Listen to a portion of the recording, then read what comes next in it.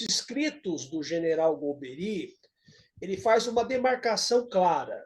Do lado do bloco, você tem China, né? Mao Tse-tung, a Revolução Chinesa, você tem Cuba, Fidel, Che, né? Então você tem a Rússia, né? União das Repúblicas Socialistas Soviéticas, que foi a Revolução em 1917. Então ele divide em dois blocos, né? O bloco ocidental, o bloco oriental, e aí duas visões de mundo, né? Uma visão de mundo capitalista e uma visão de mundo comunista. Então o mundo estava dentro dessas duas dobras, né? Você acha que naquele momento havia algum perigo, você que viveu a história na pele, você acha que havia algum perigo do Brasil se transformar naquele momento, na década de 60, algo como um país comunista, uma China continental, que era o medo, inclusive, do Kennedy nos Estados Unidos, porque o Lacerda, né, da UDN, o Lacerda aí do Rio de Janeiro, ele ia lá e ficava pentelhando os americanos. Olha lá, os caras querem fazer uma China comunista lá, coisa e tal, porque ele queria ser presidente, né? Depois os militares passaram a rasteira nele. Então, como é que você vê isso? Havia essa possibilidade do Brasil, em 60, virar comunista? Não, isso era a reprodução realmente de uma visão estreita do mundo, né? Porque era o interesse do império.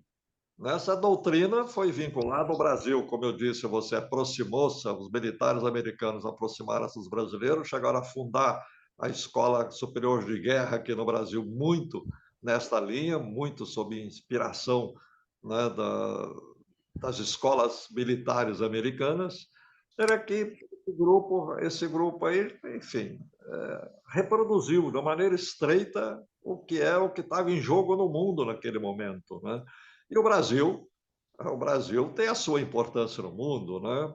É um país que poderia ter tido personalidade ali forte para assumir o seu caminho, como é o quadro de hoje, né? O Brasil realmente também no quadro de hoje pode assumir o seu papel, assumir o seu destino, né? Como um país importante que é.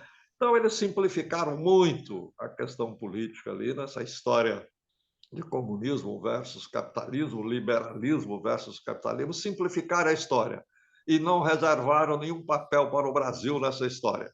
Era apenas um setor coadjuvante de um lado.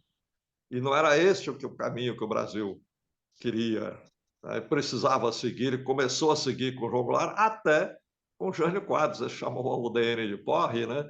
O Jânio Quadros aí foi eleito por áreas conservadoras, mas teve atitudes muito importantes, porque naquele tempo também o mundo vivia aquele ambiente dos chamados não aliados, que não queria nem uma coisa nem outra, como o Egito com Nasser, como a Índia com Nehru, né? Como a Indonésia, né? Com Sukarno na época. Enfim, o Brasil ali, o mundo vivia outras possibilidades. E o Brasil estava caminhando por isso. O próprio Jânio Quadros instituiu uma política externa independente. O Jânio Quadros ele visitou Cuba ainda em campanha, né? Então, era uma coisa ali que o Brasil podia ter outro caminho, estava tendo outro caminho, estava Agora, construindo. Então, eles simplificaram essa história aí, reproduzindo a linha política e ideológica de interesse do Império. E aí foi o